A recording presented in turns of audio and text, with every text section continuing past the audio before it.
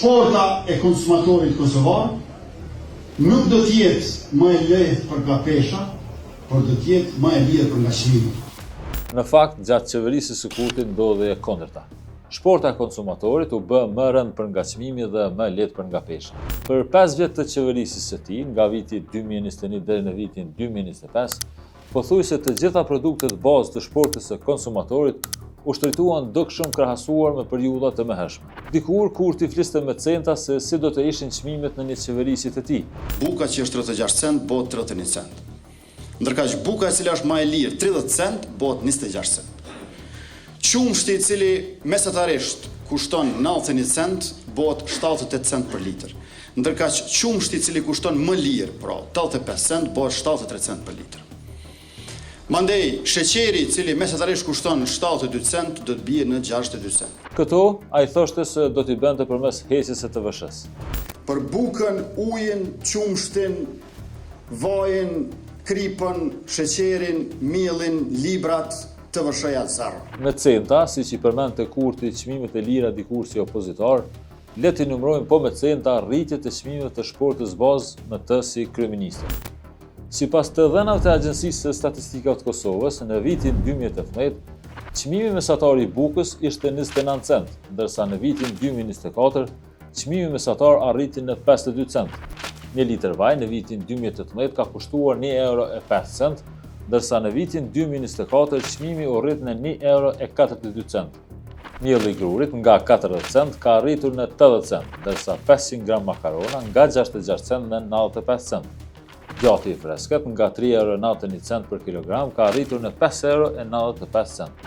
Qumshti i freskët është rritur nga 53 cent në 84 cent, ndërsa qumshti tetrapak nga 88 cent në €1.20 cent. Sheqeri në vitin 2018 ka kushtuar mesatarisht 66 cent, ndërsa në vitin 2024 arriti në €1.26 cent. Në vitin 2018, sipas të dhënave, 30 copë vezë kushtonin €2.43 cent, ndërsa në vitin 2024 çmimi u rrit në €2.83 cent. Gjatë vitit 2025 pati raportime se në periudha të ndryshme çmimi i tyre arriti deri në €5. Një kilogram oriz është rritur nga €1.31 cent në vitin 2018 në €1.67 cent në vitin 2024. Një shiviqit është rritur nga €7.32 cent për kilogram në vitin 2018 në €10.13 cent çmimi mesatar në vitin 2024. Tomatet nga €1 në €1.49 cent për kilogram, patatet nga 51 cent në vitin 2018 në 72 cent në vitin 2024, si dhe fasulet nga €2.34 cent në €3.36 cent për kilogram. Për shumicën e këtyre produkteve, sipas Agjencisë së Statistikave të Kosovës, në vitin 2025, çmimet u rritën me një mesatare prej 3.9% krahasuar me vitin paraprak, pra vitin 2024. Kostën e jetesës së qytetarëve ka rënduar edhe më shumë rritja e disahershme e çmimit të energjisë elektrike.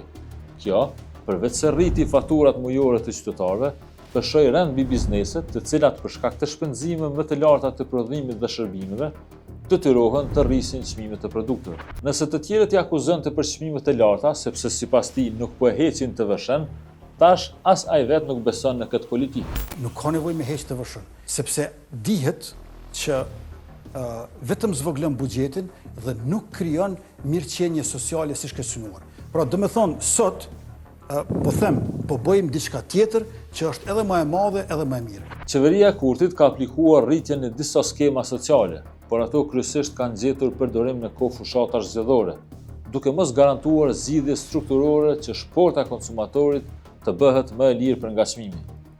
Në të vërtetë, shporta vetme që ishte më e lirë në këto vjet qeverisje ishte ajo e fjalëve dhe premtimeve për zhvillim të madh ekonomik, por që të dhënat tregojnë se në fakt jeta e qytetarit u rëndua edhe më shumë.